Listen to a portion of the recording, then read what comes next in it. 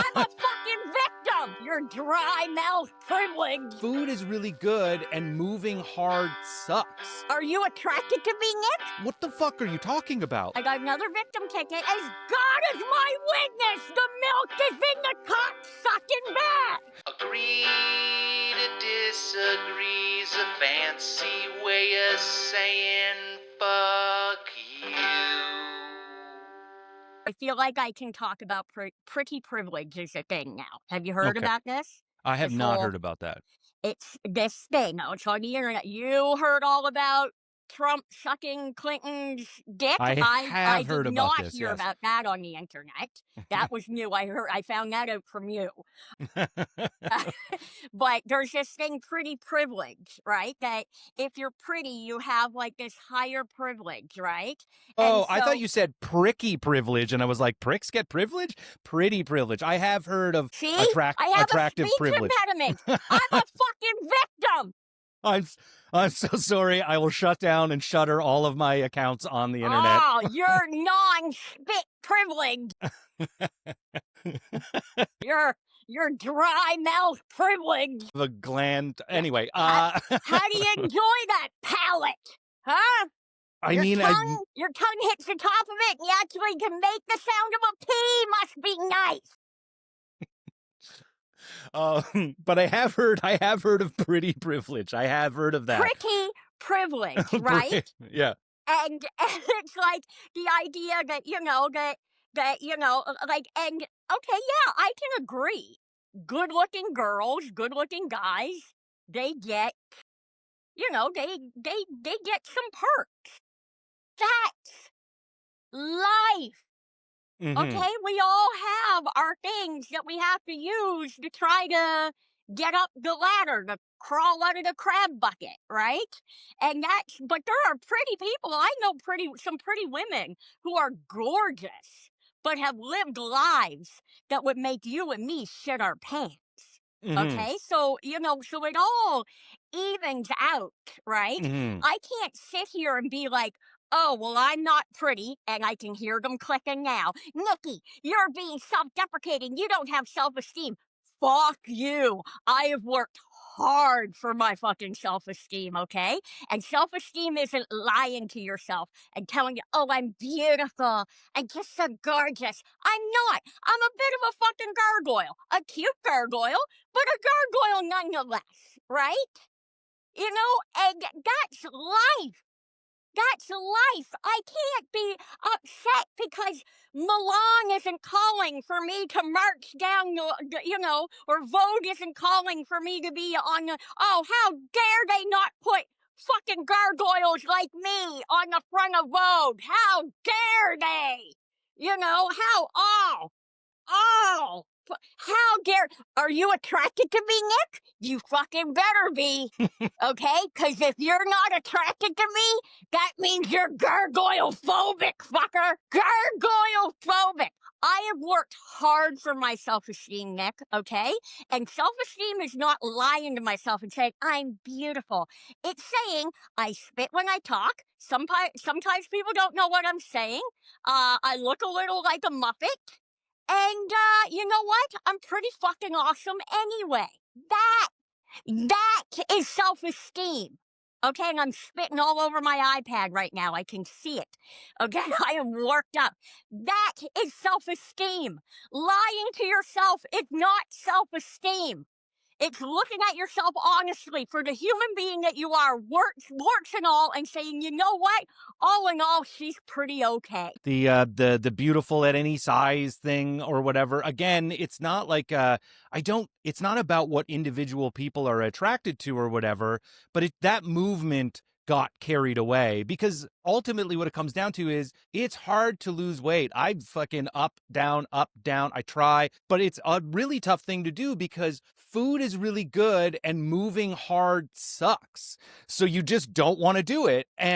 But instead of being like, just accepting, look, some people are going to be like this, we had to go, well, some people are going to be like this, and we have to say that it's, they're just as beautiful as anybody else and whatever. And it just got so out of control. And then it got to the point where we started talking about like health. Being overweight doesn't affect your health. Like, what the fuck are you talking about? Like, It's bullshit. yeah, everybody It's knows that it does. Bullshit. And I hope somebody is. watching And right here, now drops links and I got another victim ticket here. I got another victim ticket so that people can't get mad at me. Well, they can, but they can fuck off. I have a predisposition to type 2 diabetes. I have one kidney because I gave my father a kidney because he had type 2 diabetes, okay? My biological grandmother lost her legs because of type 2 diabetes, okay? So I am never going to be a twig. Never, okay? Because biologically, I'm built bigger, right? Like, even when I'm at my, like, best, like, in my 20s, when I was working out really hard, I looked more like the girls at UFC, right? Okay. Like that, like, Yeah. I'm not a willow. I'm not willowy, right? And if I were to not work out and eat whatever I want, I would be fucking huge, okay? Because that's my genetics. I Mhm. wouldn't be healthy. I have to. I hate spin class. I fucking hate it. But I go to it every day, Nick. I do it, and I two times a week I go to the gym to like fucking go on that thing, get your legs. Yeah, that Fucking the one. Yeah. legs, pulls your. It's like having a fucking pap test done. Yeah, it's really awkward when people use that machine. Yeah. I don't do it. Yeah. It makes me feel weird. Yeah, it's just a fact. It's just a fact that I have to work out if I don't want to go on Ozempic for the real reason Ozempic was made. Yeah, no, because the beautiful at any size movement, it went like it's not healthy. Some of them are dying. Some of them are dying, and they're young women. Yeah, I mean it's bad. Atrocious. It's bad for you to be super overweight. That's why it's like, yeah. But everybody would be honest with me. No one's gonna, and this I find this it's a double standard towards men and women as well, right? Like the beautiful at any size was like women are beautiful at any size, but if this guy's fat, we're going to call him fat. You know what I mean? Like, no one's going to say to me, don't worry, your health isn't at risk. You're beautiful at any size. They're going to be like, you've put on some weight and it's not going to be good for your heart later on and your knees and for diabetes and all these other conditions that come along with carrying extra weight. Right. It's just a fact. You just have to deal with facts as they are. To love yourself where you're at. That's okay.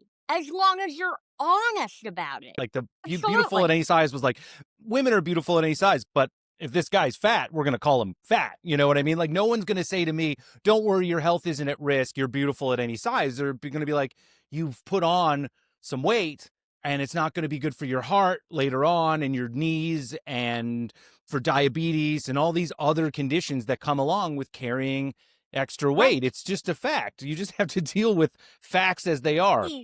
To love yourself where you're at. That's okay. As long as you're honest about it. It's like, I am big right now, right? Like I had lost a ton of weight about a year ago and I had like, well, I'm pretty sure you know, I've had some pretty fucked up you want to talk about trauma.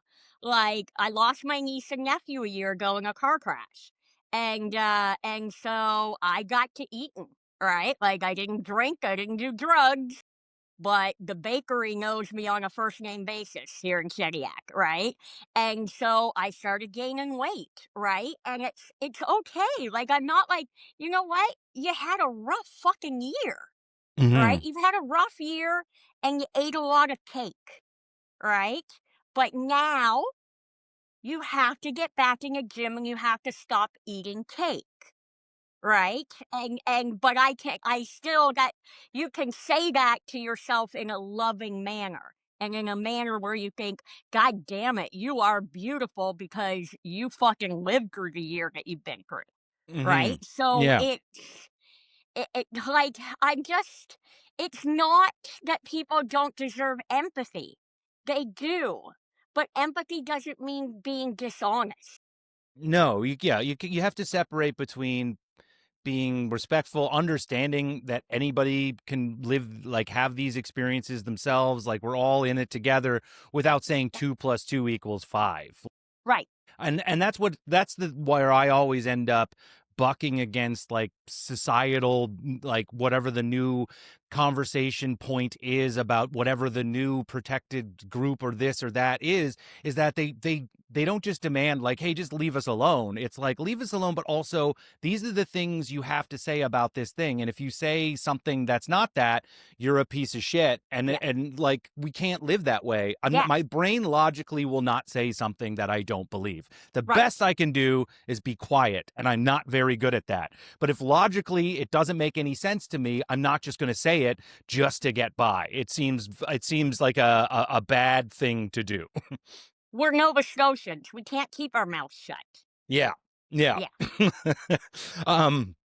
There was you talked about that lived experience. So people have different lived experiences, which is true. Right. And I think that's like something to take into account. But that's mainly, I find, you take that into account when you're having a one-on-one or even a small group conversation. Stuff like that makes sense to have like your lived experience matters. And that's why we're talking about it. The problem is that people try to use this lived experience thing as like a way to, this is how we should, mandate policies and society. Yeah.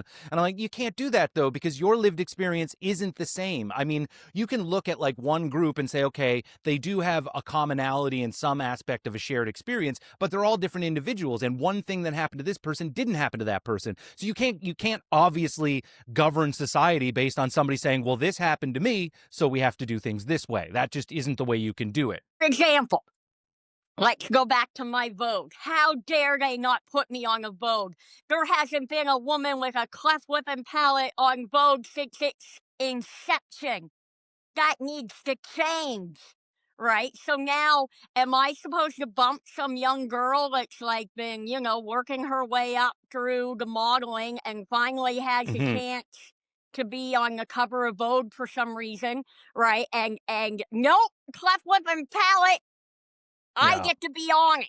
Yeah. Do you know how many molestations she had to go through to get that fucking job? Right.